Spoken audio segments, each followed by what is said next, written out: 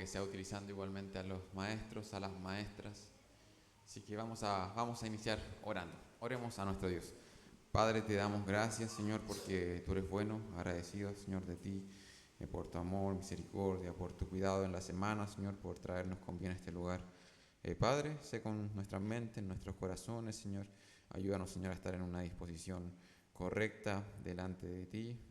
Padre amado, Señor, estoy utilizando también a los maestros, Señor, a las maestras para que puedan, Señor, enseñar tu palabra de manera fiel, Señor, y de manera clara también. Te pedimos esto, Padre, en el nombre de tu Hijo amado Jesucristo, nuestro Salvador. Amén. Invito a los maestros y a los alumnos a pasar a sus salas, a las maestras y a sus alumnos, a las clases que puedan estar pasando.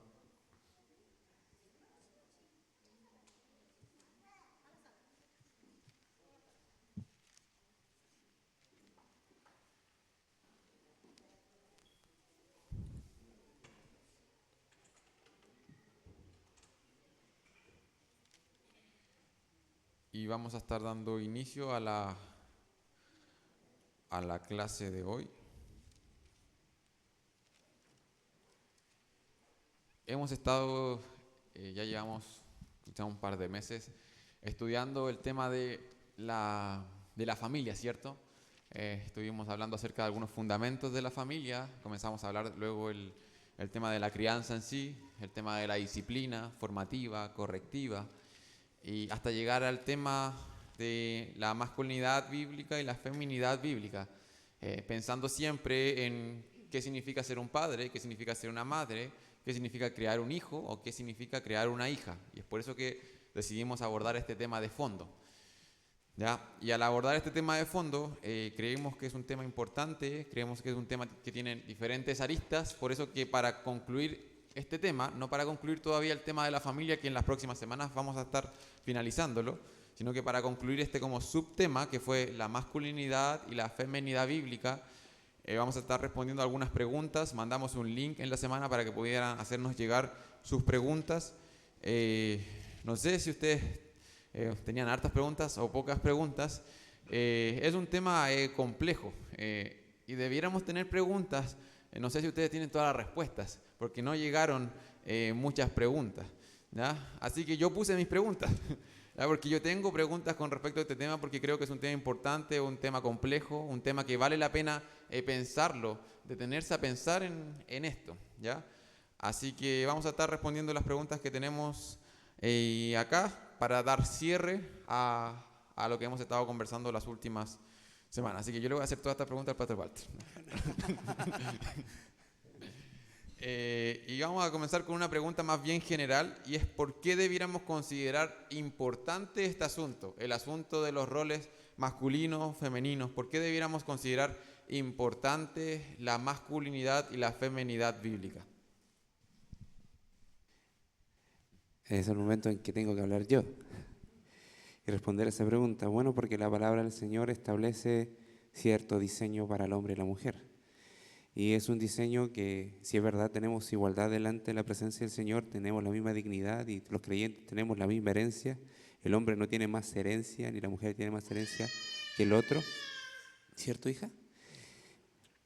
Pero incluso la misma palabra del Señor establece algunos principios claros. Por ejemplo, cuando se habla en 1 Corintios 16, versículo 13, dice: velad, estar firmes en la fe, portaos varonilmente y esforzaos. Ahí claramente hay una distinción específica para el varón, y ese portaos varonilmente ya está definiendo una distinción entre lo que es ser varón y lo que es ser mujer. Entonces, partiendo de esa base, el Señor establece que debemos de llevar a nuestros hijos o a los jóvenes de acuerdo al diseño de Él y también conforme a los principios claros que vemos en la palabra del Señor. Ahora, no sé si se dan cuenta, siempre cuando hay una exhortación, muchas veces pareciese que careciera de sentido, porque a lo mejor innatamente el creyente está resolviendo de manera obediente esa palabra, y no es tan así. No es tan así. Cuando el apóstol Pablo está diciendo dejen de hacer esto, es porque muchos creyentes en esa iglesia lo estaban haciendo. Entonces aquí parece que los varones no estaban portándose tan varonilmente. Entonces es necesario decirle, ya, pues, asumen el liderazgo que tienen, conforme al diseño de Dios, y sobre todo si son cristianos, han recibido el Evangelio, pórtense como deben de ser. Y en otra parte de la Escritura también les manda, creo que en Timoteo, el Señor por medio del apóstol le exhorta a las damas, a las hermanas, cómo deben de ser, y leímos porciones extensas en respecto a eso. Ahora, Pastor Matías, una pregunta en relación a eso. ¿Esto responde necesariamente a la Escritura, pero también por el contexto en el que estamos hoy en día, ¿no? Es importante estudiar estos temas, sobre todo en los tiempos que hoy vivimos. Si uno reflexiona las filosofías o los lemas que podemos encontrar en la sociedad, muchas de las cosas que se están proclamando están atacando precisamente los fundamentos de la fe del creyente. Está atacando precisamente, nosotros hemos pasado harto tiempo en el Génesis, en Génesis 1, en Génesis 2, en Génesis 3, en donde en esos inicios podemos entender gran parte de cómo funciona todo este mundo. Quién es el creador y cuál es su propósito para este mundo. Y las filosofías de hoy en día atacan justamente ahí, atacan justamente el valor de la vida, al decir, ¿sabes qué? Aquel ser que llevas en tu vientre no es una criatura, no es un ser viviente, ¿cierto? Es simplemente un saco de células. Atacan precisamente ahí, cuando la palabra de Dios dice claramente, ¿sabes qué? El Señor nos creó varón y hembra a su imagen. Y todo ser viviente que ha sido creado a su imagen de Dios, sabes que tiene un valor especial delante de Dios. Y debiéramos defender ese tipo de cosas. La sociedad está atacando justamente en ese punto, que a veces pareciera que no ataca directamente al cristianismo, pero está derrumbando los cimientos. Está derrumbando algo tan importante como afirmar que hay un creador supremo y que nos creó con un propósito en específico, ¿ya? Y en el tema de la masculinidad y la feminidad, igualmente se está atacando ahí.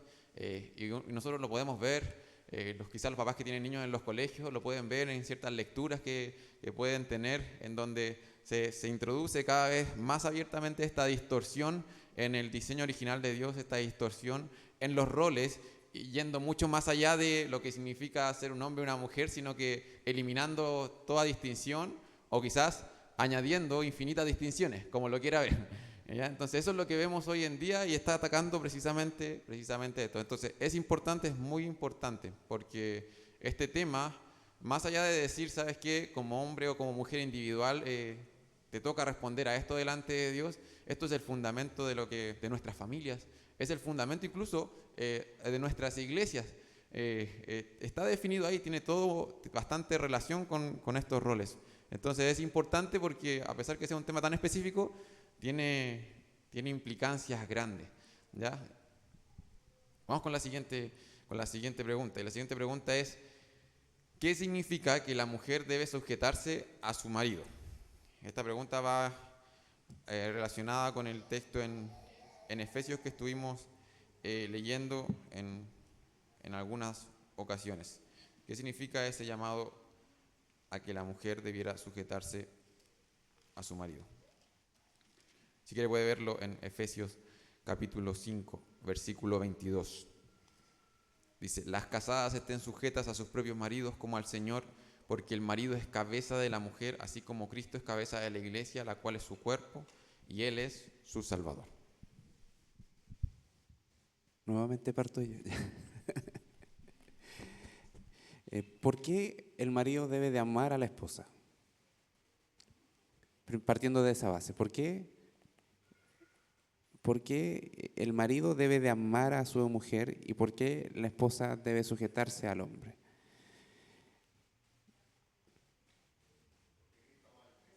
¿Sí? Ese es el modelo. ¿Pero por qué? Primero porque Dios lo establece así. Dios lo manda. Y porque Dios lo manda, no tenemos nada que reclamar. No tenemos nada que decir en cuanto es que quiero reservarme un poco de amor para mí. No. El hombre debe de amar a su esposa como Cristo amó a la iglesia, y así la mujer debe de sujetarse a su esposo porque así lo estableció el Señor. Ahora, ¿qué significa en ese sentido?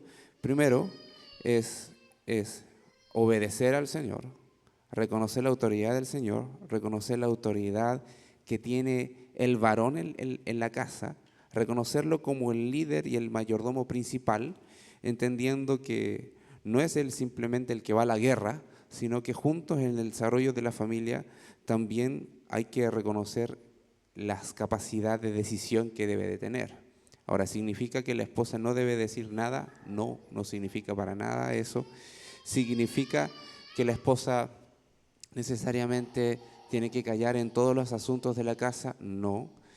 ¿Significa que el varón se ocupa de la finanza y la mujer de la casa? No necesariamente. ¿Y la mujer solamente de la administración de la casa? No, no necesariamente significa eso, sino va a una disposición más interna del corazón en cuanto a reconocer que el Señor creó primero al hombre, y ese es el diseño, y luego por la necesidad de esta ayuda idónea, una ayuda de acuerdo a lo que él tenía que hacer, el Señor creó a la mujer, y por eso dice, las casadas estén sujetas a sus propios maridos como al Señor.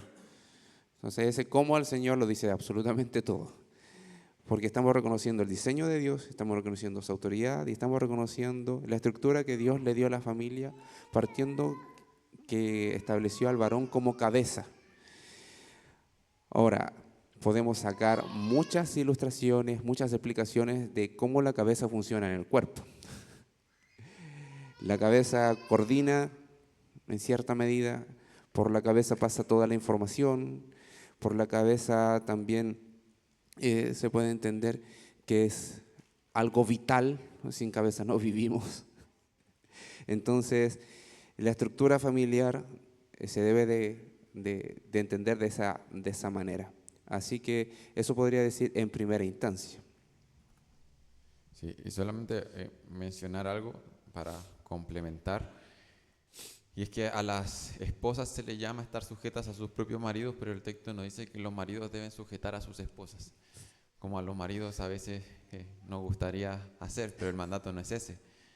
El mandato es que las casadas tengan esa disposición interna a poder, ¿cierto?, recibir y afirmar el liderazgo de sus esposos, ¿ya? Esa es una disposición interna a la cual ellas están llamadas. Y el marido tiene otro llamado bastante específico y no necesariamente es más sencillo. Se le llama amar a sus esposas, a sus mujeres, como a Cristo amó a la iglesia. Entonces esa es la dinámica. Y si uno lo piensa, es por la dureza de nuestro corazón que esta palabra sujetarse tiene tan mala fama, o someterse tiene tan mala fama. Pero si uno lo piensa y ve como el diseño del Señor para el matrimonio, bueno, si el esposo estuviera amando a la mujer como Cristo amó a la iglesia, la mujer gozosamente sujetándose al esposo como al Señor, porque el esposo está amando al Señor y ve el amor del Señor y se entrega a la esposa, sabes que no habría ningún problema con esta palabrita que a veces genera tanto como comezón en el cuerpo. Entonces, cada uno debiera ver este texto y debiera mirar al Señor y decir, perdóname Señor, porque sabes que los varones no amamos a nuestras esposas como deberíamos, y las esposas tienen que mirar al Señor y decir, ¿sabes qué, Señor? Ayúdame a poder afirmar, a recibir el liderazgo de mi esposo gozosamente, a tener esa disposición, ¿ya? Esa es solamente una mención. Me gustaría quizá presentar un caso. ¿Qué hacemos los varones casados cuando vemos que la esposa quizás nos está sujetándonos? La llama terreno. Es decir, ya, a ver, ¿cómo está la cosa? ¿O qué debería hacer el hombre? Su preocupación sería, en particular, pensar en, mi esposa no se me está sujetando, no debo sujetarla yo, dominarla, sino hacerla pensar en, si no te estás sujetando, tú tienes un asunto de comunión con tu Señor que a lo mejor no está resuelto. Entonces, deberíamos ejercer nuestra labor pastoral ahí, no necesariamente para reclamar nuestra autoridad y colocar la bandera de conquistador y decir, aquí mando yo, no. Es decir, la idea es, considera el mandato que el Señor estableció para tu vida y piensa si eso se está haciendo bien o no. Nada más, yo no voy a ganar esta guerra, porque no es una guerra. Utilizando esos términos vamos a pasar a la siguiente pregunta. En un momento vimos que hoy en día se ve estos temas como una competencia, como una guerra, como algo, dos visiones. ¿Cómo? Sí, Sí, sí, sí, sí, sí, sí. sí. Te lo tiro mejor para que no pasemos al otro tema, quizás.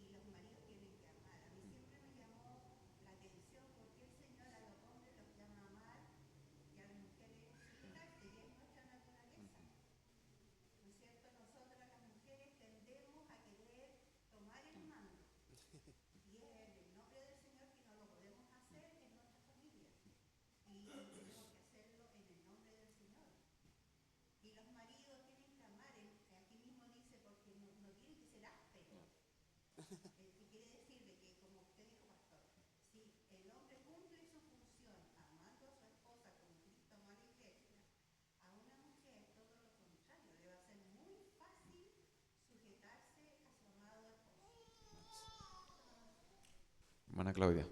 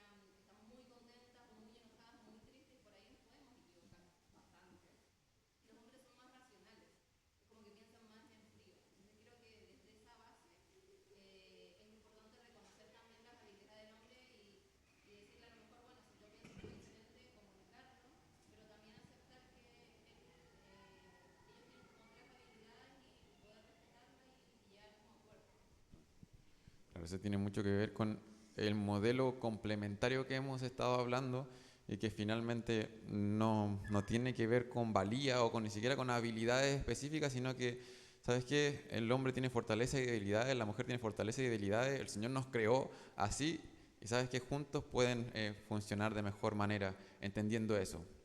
¿Ya? Y bueno, eh, y muy relacionado con eso, la siguiente pregunta dice, bueno, este modelo, como le digo, este es un modelo que plantea que hombre y mujer fueron creados como un complemento. ¿Ya? Este modelo, algunas personas, y probablemente usted lo ha escuchado o lo va a escuchar, y dentro incluso del cristianismo lo va a escuchar, algunas personas afirman que este modelo, que sean un complemento, fue un modelo temporal. ¿Ya? Afirman que vamos a las escrituras y este modelo está ahí porque en los tiempos de las escrituras existía, quizás culturalmente hablando, una especie como de patriarcado, ¿cierto?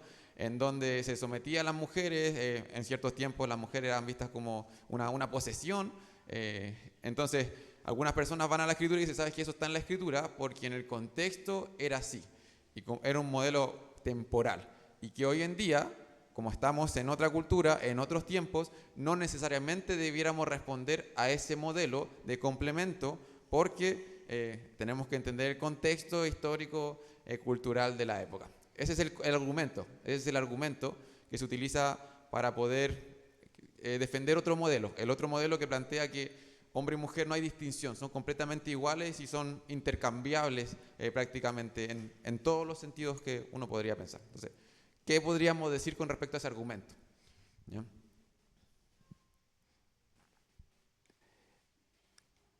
La verdad es que cuando se presentan contraargumentos a la palabra del Señor, muchas veces toman principios y los tergiversan, o realidades y las tergiversan. ¿Es verdad que en la palabra del Señor había un patriarcado? Sí.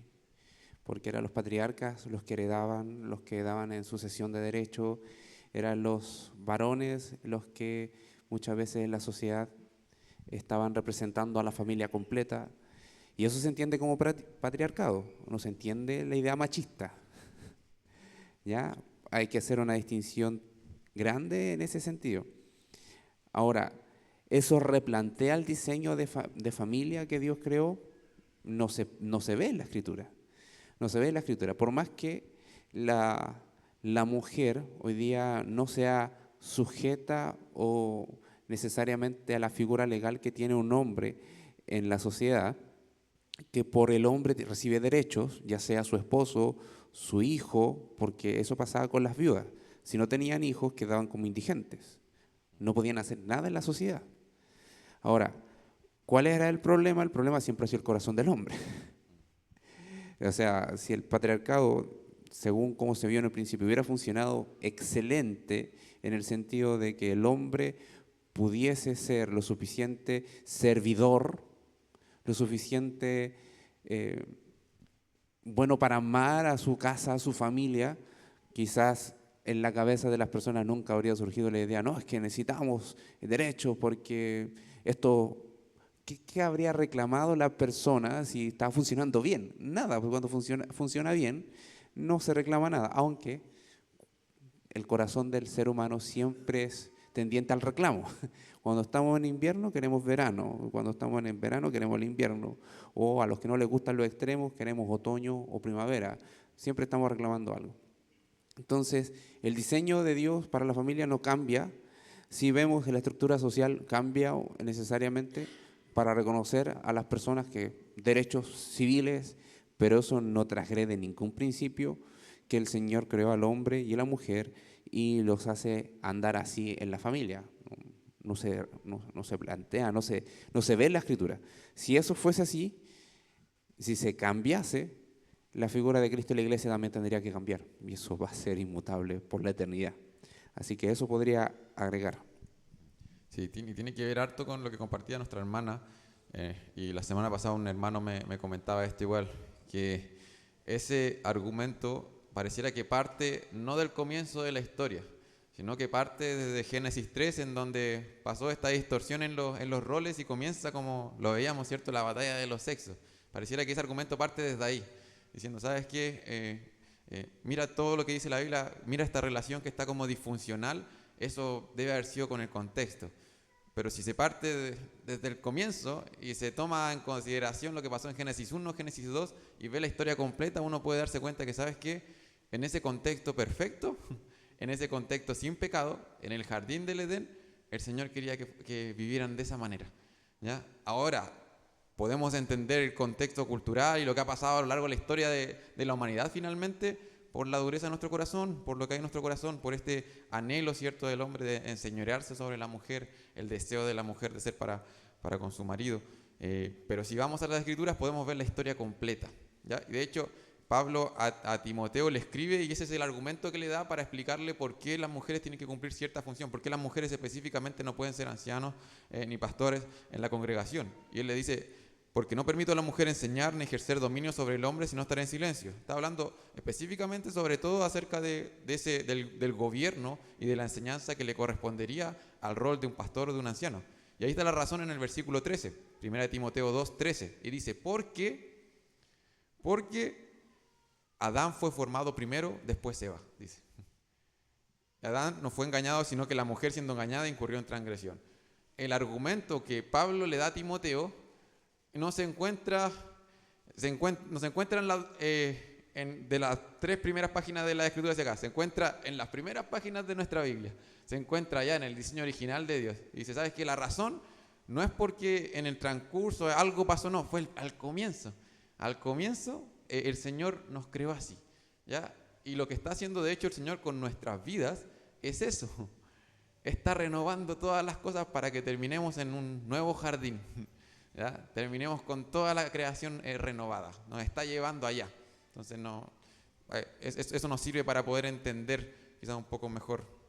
Claro, no es como Jacob amó a Raquel, sino como Dios creó a Adán y Eva. Claro.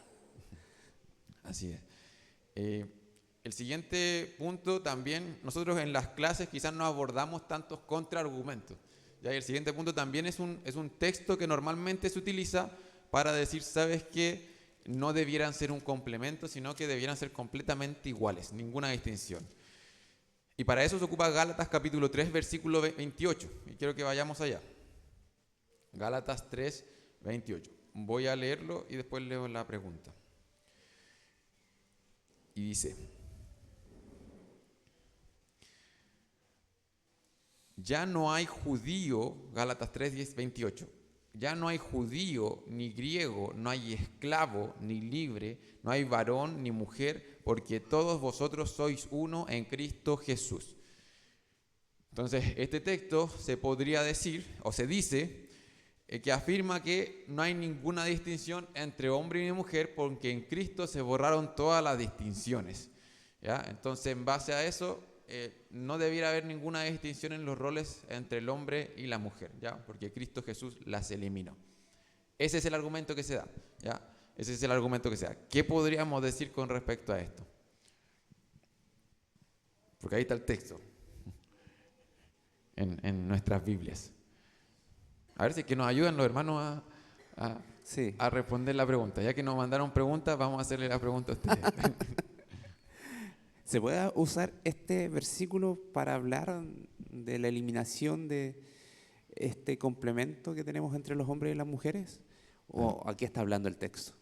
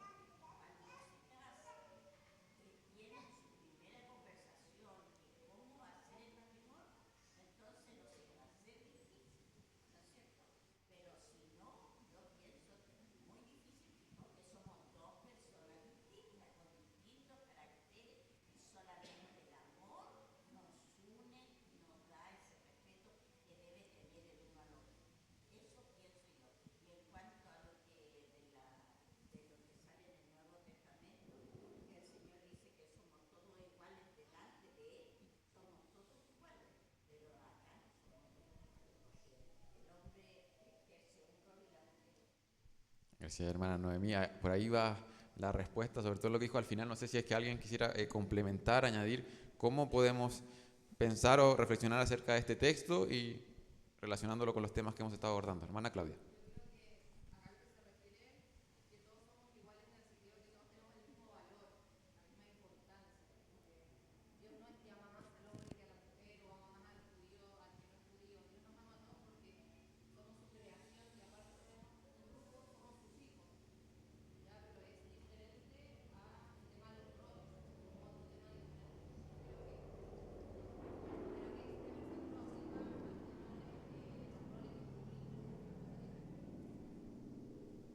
¿Alguien? Gracias, hermana Claudia. ¿Alguien más?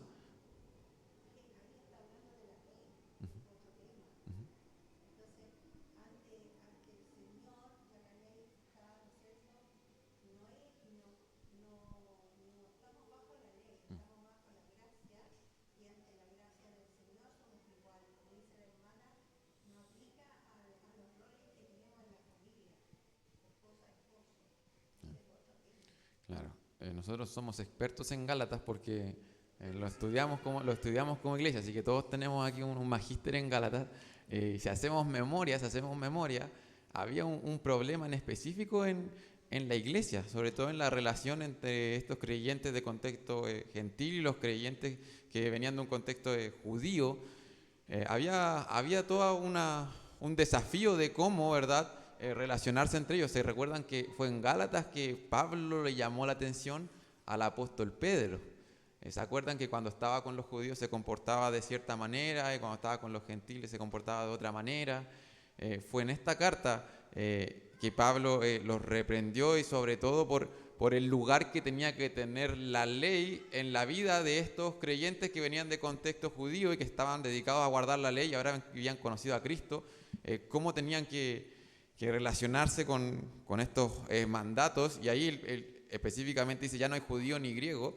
Se dice que en la época algunos judíos tenían una oración que decía específicamente algo relacionado con el pasaje. Decía, gracias Señor, porque no nací griego, no nací esclavo y no nací mujer. Se dice que había una oración que era de ese estilo, ¿ya? Había algo que en ese corazón no estaba andando bien. Y Pablo trae este texto para darles a entender que, ¿sabes qué? Incluso aunque tú hayas sido un judío ortodoxo, un judío completamente fiel a la ley, aún así si tú presentas tus obras delante del Señor, eso no te va a justificar delante de Dios, ¿cierto? ¿Por qué? Porque solamente es por medio de la fe en Cristo Jesús que somos hechos justos delante de Dios. Y eso es lo que tenían que entender. Y en ese sentido le dice, ¿sabes qué? Ya sea que seas un judío o un griego, si que seas un esclavo o libre, o seas un hombre y una mujer, ¿sabes qué? Lo que tienes que hacer es ir delante de tu Señor y reconocer que eres un pecador y poner tu confianza en Él, porque es su obra la que te justifica en Él. Entonces, en ese sentido, no hay distinción, porque es la misma obra de Cristo que salva a todo este grupo de personas.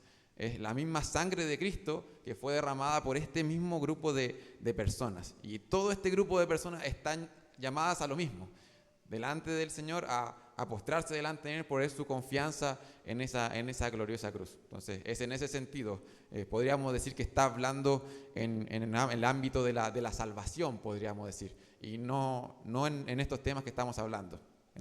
Sería como mezclar peras con manzanas si es que tomemos este texto y lo aplicamos de inmediato a esto otro.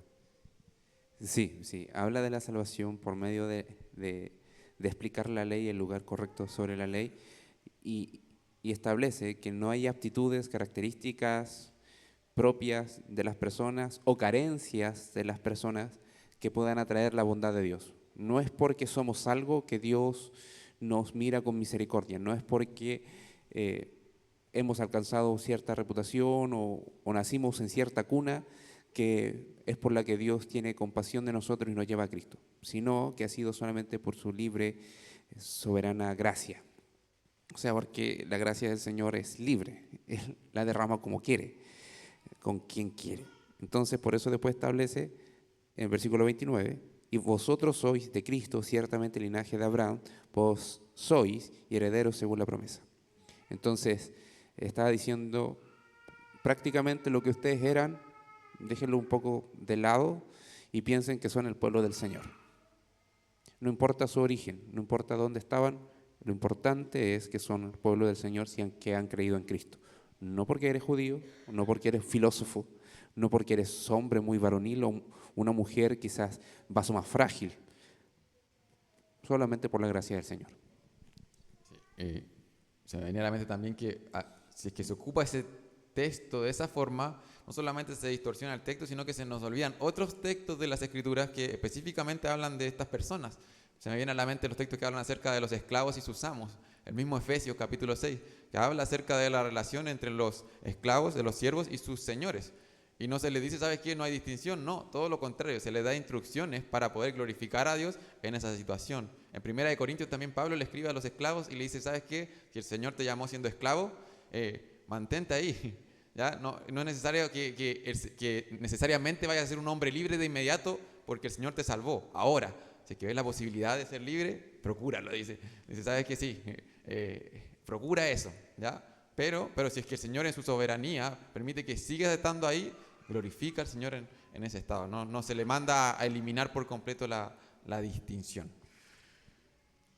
Ya, vamos a la última pregunta. Y dice, si Dios realmente ha llamado, quizás la voy a redactar de otra manera, ¿ya? Si una mujer se nos acerca al terminar la reunión y uno dice, ¿sabes qué, pastor?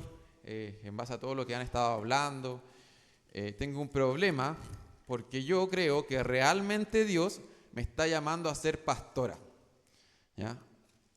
Yo realmente creo que el Señor me está llamando a ser pastora. Hay muchas mujeres que sienten, ellas están convencidas que realmente Dios las ha llamado a ser pastoras, ¿ya? ¿Qué podemos decirle a esa hermana? ¿O qué podemos decirle a alguien que que siente que realmente Dios la está llamando a ser pastora, cuando según el modelo que estamos viendo, no debiera serlo.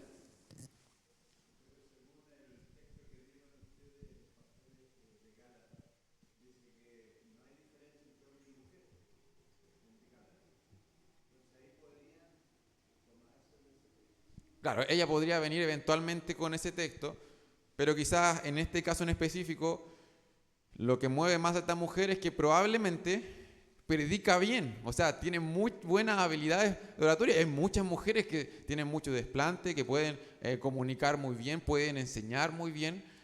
Probablemente tiene habilidades directivas esta mujer, es cierto, es organizada, es esquemática quizás, no sé, en el ámbito laboral ejerció algún puesto gerencial incluso, y ella siente que el Señor la está llamando a volcar todo eso a la iglesia y a ser pastora, está convencidísima de eso.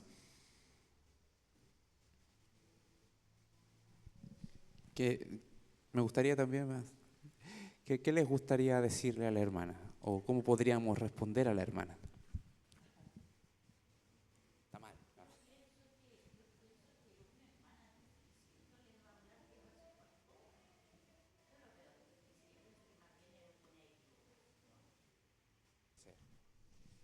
Claro, si sabemos que quizás algo no está andando bien, hay algún problema. Sí. Hermano Esteban.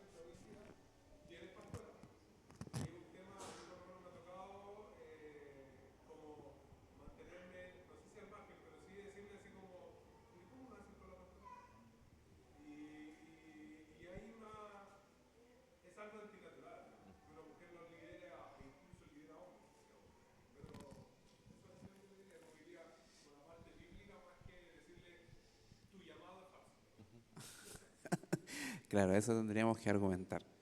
Y creo que, claro, la suficiencia de la escritura, la claridad de la escritura es la que debería primar ahí.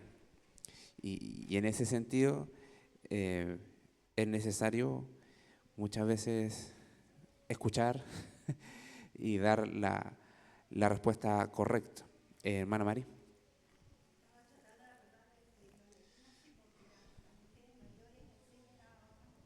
Sí.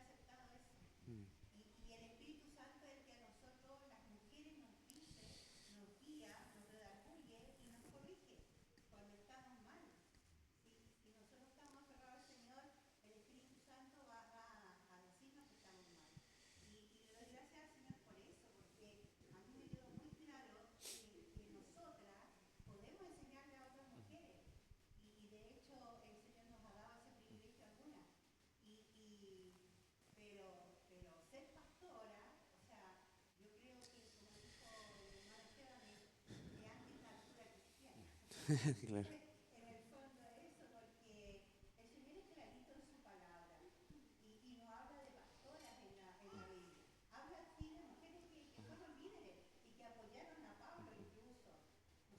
Sí.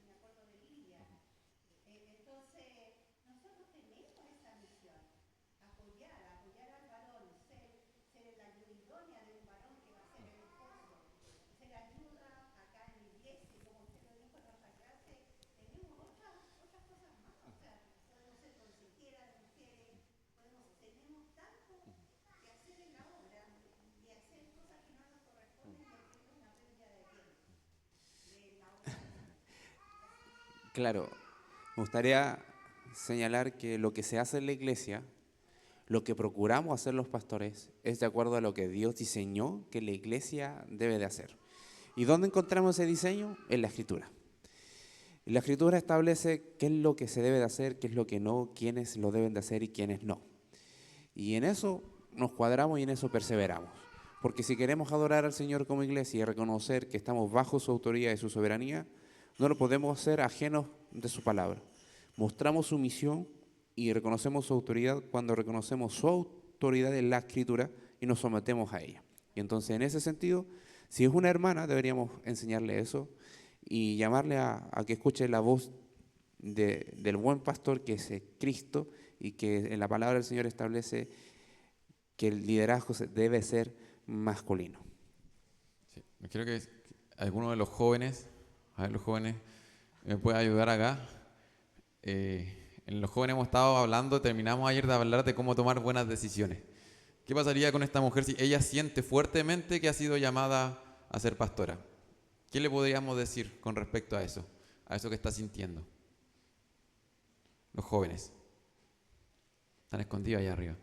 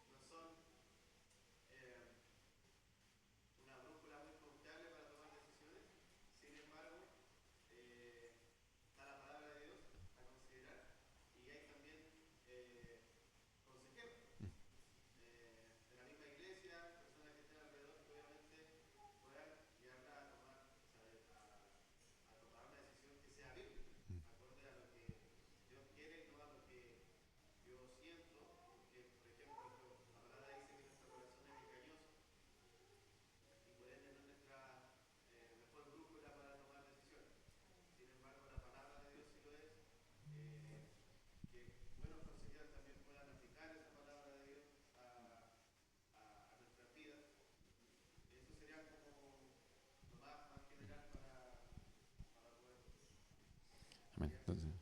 Entonces, esta hermana siente que el Señor la está llamando. Y los sentimientos son buenos, pero no son la brújula, como decía, infalible para discernir la voluntad de Dios. Entonces, quizás ahí podría también radicar un problema de la hermana. De hecho, el texto en 1 Timoteo que habla acerca de los requisitos de los ancianos, en 1 Timoteo capítulo 3, dice, si alguno anhela obispado, dice, ¿sabes qué? Aquella persona que está llamada a ser al pastorado, va a haber un anhelo en él, un deseo, hay un sentimiento, ¿sabes? Que es algo que le va a producir gozo quizás, deleite, es algo que está dentro de su objetivo, algo que quiere, ¿ya? Pero dice, ¿sabes qué? Tiene que cumplir estos requisitos.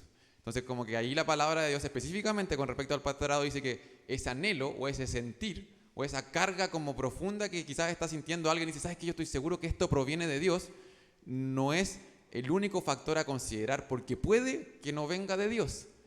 ¿Y cómo puedes corroborarlo? Bueno, el Señor nos dio una gama de otras herramientas y medios, además de los sentimientos, además de cosas que podemos querer. Y bueno, esa persona que quiere entrar al pastorado, que lo quiere, que lo anhela, tiene que ir a la palabra y comenzar a ocupar las otras herramientas que el Señor le ha dado para saber si es que ese anhelo realmente viene del Señor o en verdad es algo que viene de su propia persona.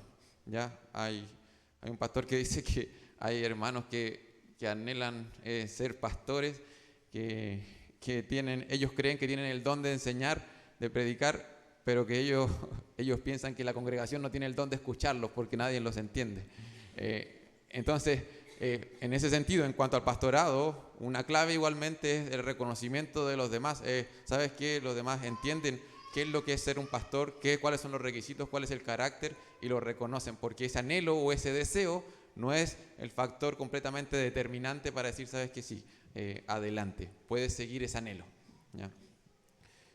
Vamos a ir finalizando este tiempo, ¿no? Sí, sí, señalar que es el desarrollo de la vida cristiana finalmente un poco de lo que se habló acá, contextualizado dentro de la familia y extrapolándolo a la familia de la fe. Así que ese va a ser nuestro anhelo de seguir perseverando por medio de la fidelidad de las Escrituras y alentar a los hombres a ser varoniles, bien varoniles, portándose bien esforzadamente, y a las mujeres, ser aquellas mujeres sabias que busquen andar en prudencia y que estén aptas para enseñar a mujeres más jóvenes a cómo andar y agradar al Señor. Así que ese es nuestro desafío. Y vamos a terminar en oración. Padre, en el glorioso nombre de Jesús, te alabamos, te bendecimos porque tú eres bueno. Sabemos que todo lo que hacemos en la vida cristiana no la podemos hacer separada de ti, sino que tenemos la necesidad de estar pegadito a ti. Necesitamos que tú seas nuestra fuente para hacer todas las cosas, confiando en el poder de tu palabra y también la morada maravillosa que tenemos de tu Espíritu Santo que está obrando en nosotros cada día, guiándonos hacia ti. Oramos, Señor, para que esta palabra podamos aplicarla en nuestros hogares y podamos también ver aquellos principios que se extiendan a la iglesia, vivirlos con gozo, con regocijo, con alegría, porque estamos honrándote a ti, estamos adorándote a ti. Y en esta hora también queremos agradecer el tiempo de receso que vamos a tener, confiando en que tú eres el soberano del cielo y el que provee absolutamente de todas las cosas. Gracias, Señor, por todo. En nombre de Cristo Jesús. Amén.